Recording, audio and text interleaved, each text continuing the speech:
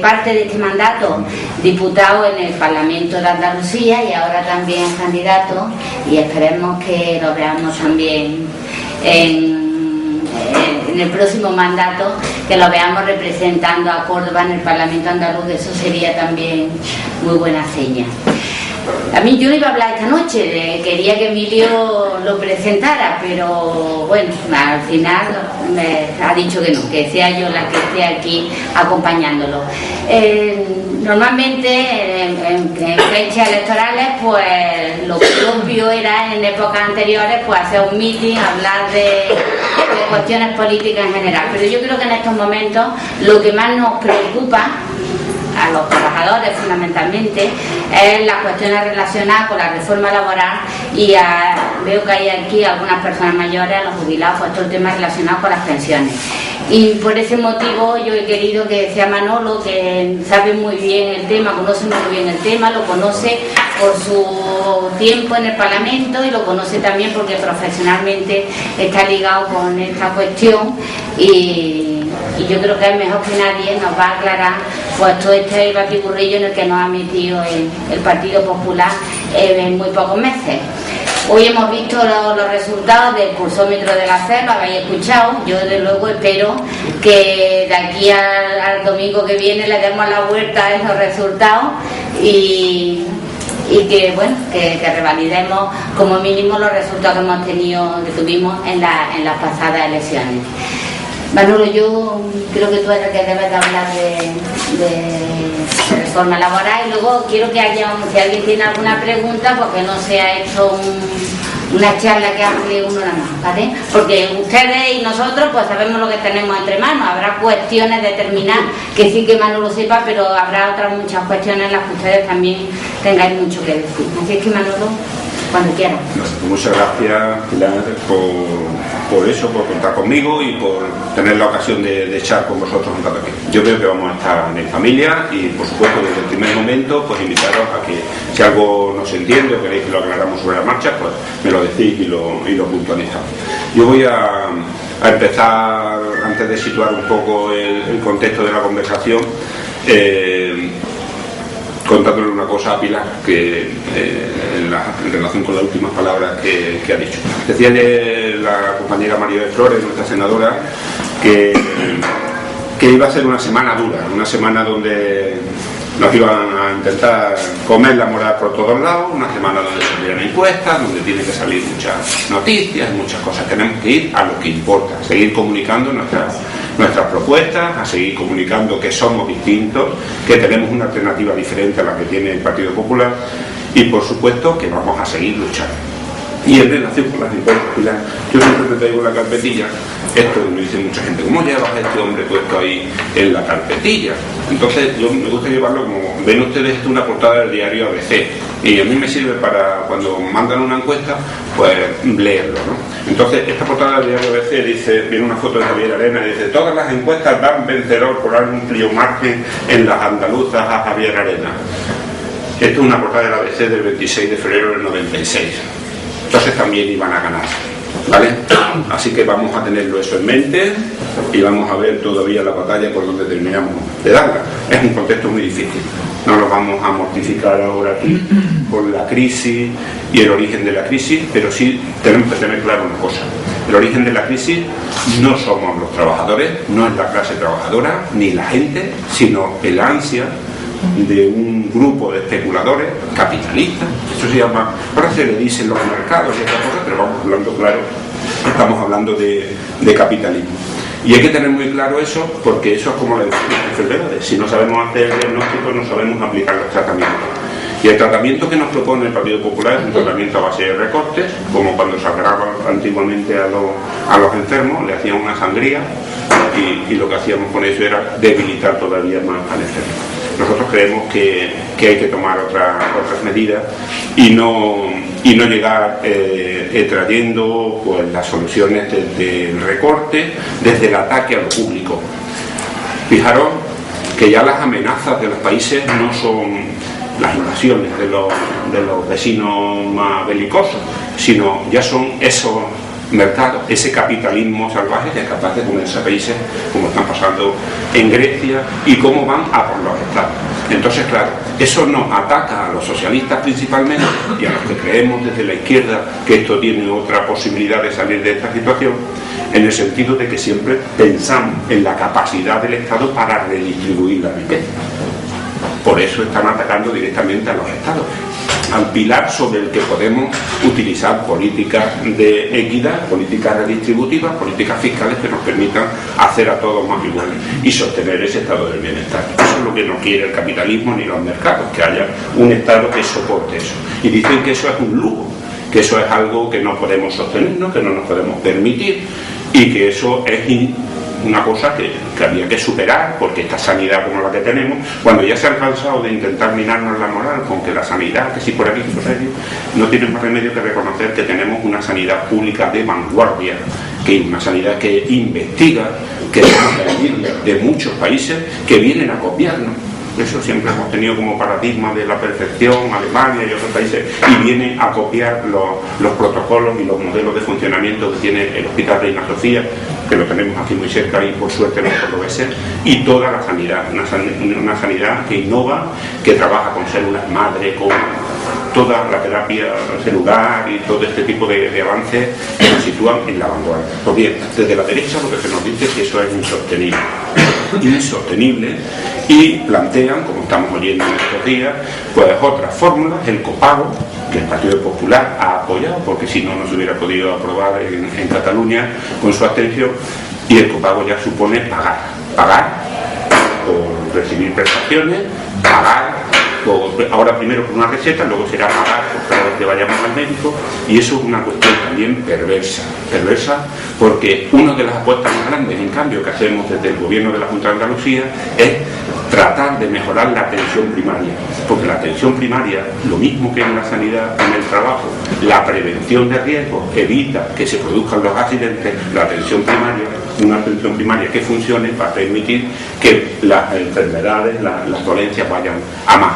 Pues penalizar a la gente que acude al médico o penalizar a un pensionista que acude a por una receta, pues supone un ataque contra los bolsillos de la ciudadanía, contra lo público y contra la gente en general. Pero claro, para la derecha principalmente somos números o cantidades y no somos personas, y eso es lo que acaba imponiendo luego criterios de rentabilidad. No sé si conocéis, compañeros, que en Castilla-La Mancha, la señora Cospedal acaba de cometer otro de los atropellos propios de la derecha, que muchas veces lo oye uno, lo lee y lo relee, y lo tiene que volver a releer para creérselo. Y es el tema, por ejemplo, de la prueba del talón. La prueba del talón, que se le hace a los críos cuando nacen.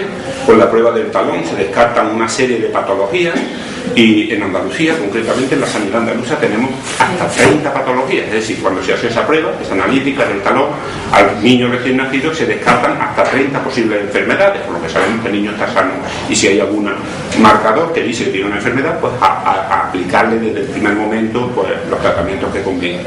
Pues en Castilla-La Mancha la señora Cospedal acaba de decidir que esa prueba, ellos tenían solamente 15, en Andalucía son 30 los marcadores, en Castilla-La Mancha son 15, y acaba de decir que eso no es rentable, que eso no se justifica, que eso es como un lujo y que solamente van a dar parámetros de 3 enfermedades. Es decir, van a hacer una prueba donde se descartan 3 enfermedades, el resto ya no importa. Pero eso es malo, ¿verdad? Eso es retorcido. Eso es retorcido. Pues más retorcido todavía es que ya están ofertando la posibilidad de que el que quiera saber el resto de resultados de la prueba, que lo pague. Eso es miserable. Eso es miserable. Y eso es lo que trae la derecha y cómo pone en jaque a todo el sistema público de sanidad. Porque de esa manera pronto aparecerá alguna clínica, algún laboratorio ofertando las pruebas y dirán, bueno, es verdad, a mí me la hacen en un laboratorio, pues yo no voy al médico, me dan nada más que 3. Y eso trae posteriormente la privatización y el desmantelamiento de los servicios públicos. Así lo hacen en salud, así lo hacen en educación, el señor Aguirre en Madrid, en los colegios privados lo que es de lo público, y así lo hacen en general con todo lo que son los pilares del estado del bienestar. Claro, ¿Qué pasa con nosotros? Con la clase media, con la clase trabajadora. Tal vez hayamos vivido unos años de bonanza económica. Es justo, y digo y voy a reiterar siempre, que no son los trabajadores los culpables de esta crisis, por mucho que incluso nos quieran hacer ver que es que la gente se ha tirado aquí al monte de pedir hipotecas, del gasto excesivo. La gente tiene derecho a aspirar a una vida mejor, pero sobre todo pensar que esa vida mejor viene de la mano de la posibilidad que le da un sistema que le da sanidad gratuita, educación gratuita y servicios sociales para cuando lo necesite. Porque las generaciones anteriores, cuando un hijo iba a estudiar, o tenía dinero o no estudiaba. Y las generaciones intermedias, para que ese hijo estudiara, se han tenido que sacrificar, quitándose de muchas cosas, para que ese hijo tuviera una carrera. Ahora llega un sistema que te permite no tener que estar pensando en eso, porque te va a dar una educación gratuita y de calidad para tu hijo. Y la sanidad lo mismo, no tenemos que ahorrar en un bote por si nos ponemos malos. En España no. Y eso da una disponibilidad de renta que las familias han tenido para poder atender a otros fines y a otras expectativas para mejorar su vida. Y nos tenemos que sentir orgullosos de que eso sea así, porque España, un país que según algunos está en la ruina, pues se codea y se pone por delante del país más poderoso del mundo, que tiene una sanidad privada, una sanidad en la que la gente se muere por no poder ir al médico y no poderlo pagar. La mayoría de los ciudadanos en Estados Unidos, ¿vale? No lo pueden pagar. El país más rico del mundo, porque tiene la sanidad del Partido Popular, la que o la es rentable o no es rentable, de la señora Cospedal en Castilla-La Mancha. Esa es la sanidad que trae la derecha y esa es la de las consideraciones económicas a la hora de echar números de las cosas. La sanidad española, la sanidad andaluza, tiene un coste por habitante de 1.200 euros al año. A ver, ¿qué seguro privado es capaz de dar eso? Yo hace unos días, no solamente hablando de sanidad, tuve la ocasión de estar con unos compañeros también en una de las aldeas de La Carlota. La Carlota, pueblo que está camino de Sevilla, tiene muchas poblaciones diseminadas y comprendía también que visitamos el colegio Ana de Charpentier, que es un colegio con distintas unidades y distintas aldeas. ¿Qué escuela pública, qué escuela privada mantiene ese tipo de colegios con el esfuerzo que hay que hacer de tener alumnos de distintos niveles, de distintas aulas? Solamente lo público es inclusivo, para que llegue a todo el mundo, para que esa educación esté al alcance de todo el mundo. Lo privado es que allí, en Monte Alto y en el Rinconcillo y en las aldeas perdidas de Fuente Huejuna o de Fuente Palmera o de La Carlota, pues no habría. Si el padre se puede permitir llevar a los hijos todos los días, pues lo lleva, porque no habría tampoco transporte escolar, o no habría comedor, y no tendrían educación, y no tendrían la tecnología de la información, los ordenadores, eso que dicen que también es un lujo, eso que la gente de PP dice que vendemos en los mercadillos. Pues bien, por eso lo que tenemos entre manos, no se nos puede ir de la cabeza, es no quien manda durante 4 años. Porque dicen que es buena la alternancia, que es pura. No, lo que tenemos entre manos y lo que nos seguimos jugando aquí y lo que nos jugamos en España en general es un modelo de sociedad, un modelo integrador, redistributivo, para que todos tengamos igualdad de oportunidades, o un modelo que viene con la tijera tratando de marcar que el que puede y el que no, pues mira, que mala suerte. Y contra eso, evidentemente, somos los depositarios de esa confianza de la gente. Sabéis que todavía cuando vamos a muchos sitios sigue habiendo mucha gente que confía en nosotros y que confía en el Partido Socialista, sabiéndonos depositarios de esa obligación. Sois los únicos que podéis estar tirando de este carro y de este modelo de vida. Por tanto, lo que nos jugamos el día 25 no es quién manda 4 años, sino quién y de qué manera vamos a vivir y qué modelo vamos a tener de aquí en adelante. Y la expresión más clara que nos vamos a encontrar en eso precisamente es el tema de las pensiones, el tema de la sanidad, el tema de la educación y el tema de la reforma laboral. Ese atraco a mano armada que acaban de producirse en la clase trabajadora. Es que tenemos un ruido aquí debajo que no sabemos a qué se debe, pero nada, no, en la mesa no hay forma. Disculpa. Bueno, me comentaba un compañero hace unos minutos hablando, bueno, y no hablamos del PER. Cuando cuando esta gente de la derecha aquí en Andalucía se guarda tanto de decirnos lo que tienen esos presupuestos, y a pesar de todas las presiones que están recibiendo de Europa para que saquen los presupuestos y los pongan a funcionar, y tanto como nos han criticado el compañero Zapatero de que si no habíamos reaccionado a tiempo en la crisis y no habíamos sabido acudir a tiempo, ellos no tienen prisa en presentar los presupuestos, entre otras cosas por lo que ocultan, y lo que ocultan no hace falta ser muy listo, que tiene que hacer algo muy gordo relacionado con Andalucía y con una incidencia directa en la capacidad de decisión de los andaluces. Por tanto, que no se nos olvide que habrá más cosas, que habrá más recortes, pues que ya lo están enseñando, ¿eh? Además, tenemos una ventaja principal con respecto a las mismas elecciones de noviembre y con respecto incluso a las municipales. Siempre nos han acusado de que venir metiendo el miedo de la derecha, incluso de los que dicen que están más a nuestra izquierda, venir metiendo el miedo de la derecha, no, ahora no es metiendo el miedo, es simplemente que abréis la prensa y que leáis lo que están haciendo allí donde gobiernan, y entonces ahí ya sí que nos vamos un poco más convencidos de que no es venir como el pastorcillo mentiroso, que viene la derecha, no, que ya está, y ya podéis ver cómo las gastan, ¿no? Como dice Mateo, ¿no? Por su obra les conoceréis, pues ya lo estamos conociendo y ya sabemos con qué hambre atrasada vienen buscándonos ahí. Ellos son los del insulto a Andalucía, y por tanto nadie le quepa duda que una de las cosas que está en Tenguerengue, como decimos en mi pueblo, es el Procera, el antiguo PER. Una de esas cosas que para los catalanes, porque además aquí no se nos olvide, la derecha ni cree en el sistema público, ni en el estado del bienestar, pero ni en el estado de la autonomía.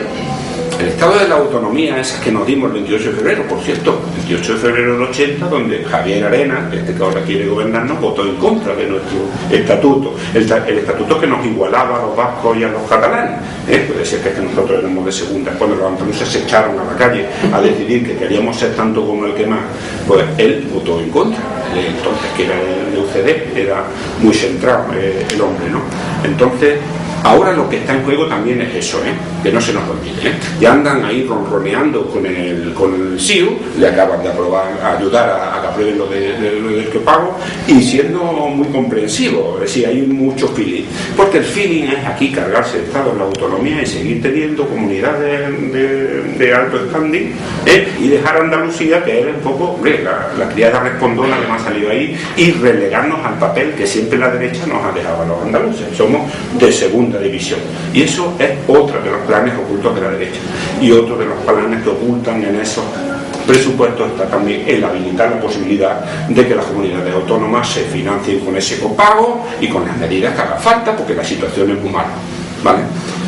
En fin, ante todo eso, pues nosotros lo que tenemos es que plantar cara, y plantar cara con propuestas.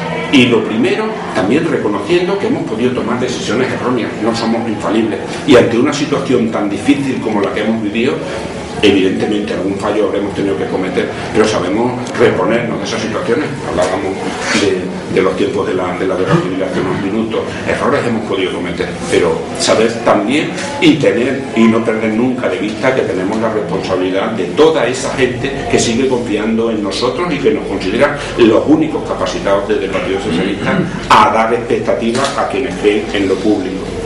Bueno, hablamos de pensiones. Hablamos de pensiones. El Partido Popular es el que ha venido contando últimamente, porque una de las promesas que Mariano Rajoy hacía es que, bueno, él no le iba a tocar las pensiones, y nos han querido vender el mensaje de que, bueno, ellos han subido el 1%, que nosotros congelamos las pensiones, cosa que es absolutamente falsa, y que con el 1%, como voy a explicar ahora, lo que están haciendo es detraer dinero de la mayoría de los pensionistas y no subir el 1% como ellos. Cuando dicen por las cuentas sale muy fácil. Nosotros en 8 años de gobierno hemos subido las pensiones mínimas más que las otras siempre. Eso ha sido una política continua de ir igualando a los que menos tienen para que tengan pensiones más dignas, para la gente mayor que esté en mejores condiciones. Las pensiones mínimas durante los 8 últimos años de gobierno socialista en España han subido un 53,02%. Nunca hemos recortado pensiones, como dice el PP. El PP es el que las recorta y miente cuando nos hace ver eso. Incluso en los años de crisis, las pensiones mínimas han subido el 2,9%, años donde prácticamente no hemos tenido IPC y el poder adquisitivo se ha mantenido. Porque una de las cosas que hemos tenido en cuenta siempre desde el Partido Socialista es que cuando se han revalorizado las pensiones a primeros de año, la subida que se ha aplicado de partida siempre ha sido la subida del IPC previsto. Eso ha sido la regla que se tomaba de referencia para ver cuánto subimos las pensiones. El IPC previsto. Pues bien, es el primer año en la historia de la seguridad social moderna en que las pensiones no se suben con arreglo al IPC. Se han subido un 1% para todos. Ojo, que esta es la política del PP, un 1% para todos. Como cualquiera podemos hacer cuenta fácilmente, no es lo mismo el 1% de una pensión de 600 euros que el 1% de una pensión de 2.500.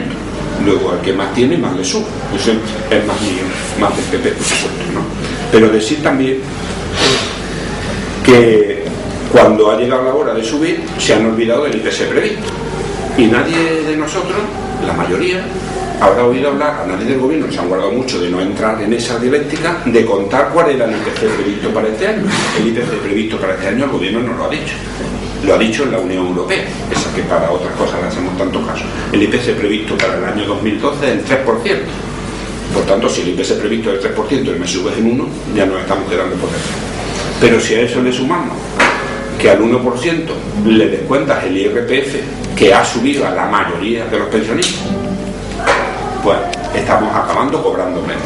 Yo cuando explico esto, pues normalmente llevamos una presentación en PowerPoint y luego una foto de las cartillas, porque muchas veces dicen, no, que los socialistas no. Cojan ustedes las cartillas, los pensionistas, las personas mayores, que ahí no hay nómina por medio, sino simplemente la cartilla y miren lo que se cobra. La mayoría de los pensionistas están por encima de las pensiones mínimas, solo con la retención de IRPF ya están cobrando menos, ¿vale?